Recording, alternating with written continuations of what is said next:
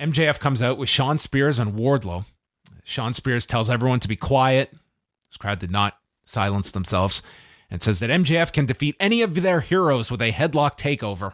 And MJF resumes the promo. He calls himself the most complete pro wrestler on the planet, and he will start a bidding war in 2024. I imagine this is not his television rights are.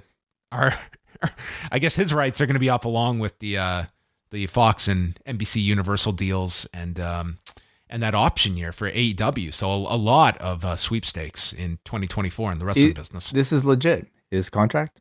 I assume that's the legit time when his contract's up. Okay, will be really interesting whenever that happens. Yes. He says that I could take your hometown horse and send him to the glue factory and take a big cowboy shit on his title reign. And then, sound like an MMA fighter here, he went off ranting about the rankings, and he deserves to be the next champion. No one in the locker room is as good or on my level. You had Excalibur chime in here. He says the guy who wrestles 3 times a year. So yeah, he that was a nice us. line. It's a reminder about how, I mean, pace of schedule. Yes, the ranking might be justified. So it played really well into the heel dynamic here.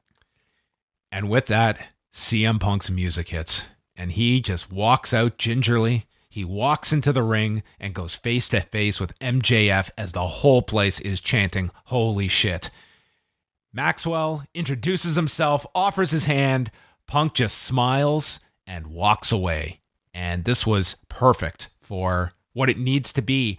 And I would say, Wade, like we could certainly see that I'm sure this was the idea, the destination of where they wanted to get, and whether you go through Wardlow to get to this moment or going the way they did, which ended up being Punk with Eddie Kingston. But here we are with Punk and MJF sharing a ring, and I like the fact that we didn't give away anything here. Like, we aren't doing promos yet. This is just these two. Their worlds have now crossed paths in this AEW landscape.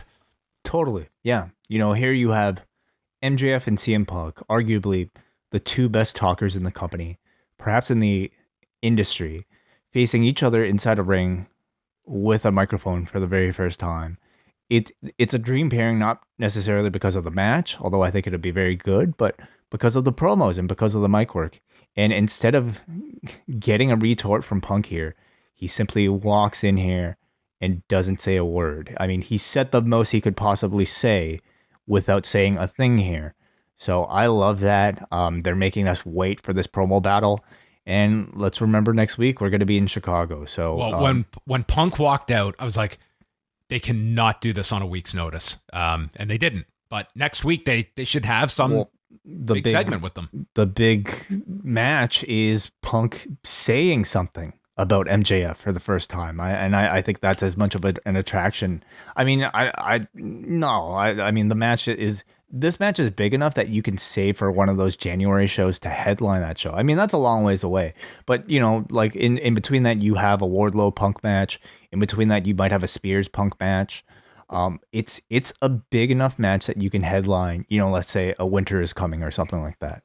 Don't forget that Long Island show, like that's MJF's like home market. And that's a big arena to fill. And, it's when you look at like next week in Chicago, you've got that Long Island show in a couple of weeks' time. They're running the Greensboro Coliseum. The first TBS show is at the Prudential Center. These are big buildings that they're running. And I think it's going to be really fascinating to look at the matchmaking over these next 2 months with all these big shows and the special in January on top of that. And how far is MJF away from an actual title shot? Like looking on paper, I feel like he would be the one to ultimately come out of this program, the victor, to challenge Page, for the championship. But do they want, MJF to challenge Page so soon? If they want Page to continue that reign a little bit longer, do they want to instead build to CM Punk versus Adam Page?